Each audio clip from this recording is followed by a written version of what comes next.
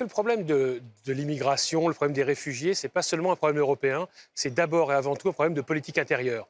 C'est-à-dire que pourquoi Emmanuel Macron s'est montré aussi peu généreux, laissant son ministre de l'Intérieur affirmer que les côtes espagnoles étaient plus proches que les côtes françaises de l'Aquarius. Il fallait quand même être gonflé. Il suffit de connaître un peu sa géographie. En plus, je dirais 3 jours avant le bac, sortir une énormité pareille. Il y a des jours où Gérard Collomb ferait mieux de la fermer. Je le dis franchement. Via la Corse, donc, la Corse était juste à côté, et même, je dirais, et tout simplement Marseille, il y avait quand même des ports qui étaient là.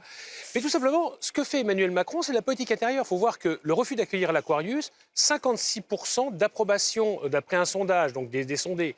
Imaginez en France qu'on ait fait comme Angela Merkel en 2015. Moi, personnellement, c'est ce que je suis favorable à ce genre de politique, hein, qu'on ne se trompe pas. Mais c'est une analyse froide. On aurait accueilli en 2015 1 million de réfugiés. On avait Marine Le Pen au pouvoir en 2017. C'est aussi simple que ça. Les opinions publiques ont l'impression d'être submergées. Pourquoi elles ont l'impression d'être submergées?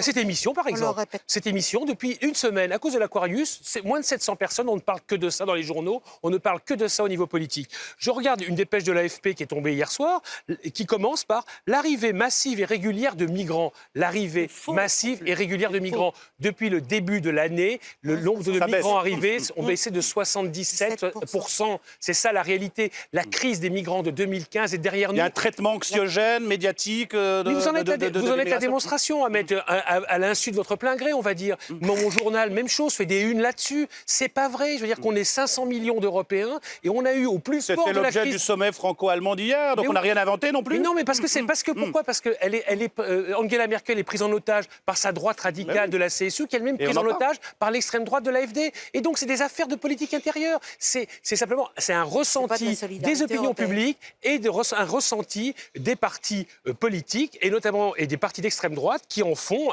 leur fonds de commerce. C'est tout. Donc, il n'y a pas de crise des migrants. Je dis aux téléspectateurs, il n'y a pas de crise des migrants. Il faut arrêter avec ça. Marie-Christine.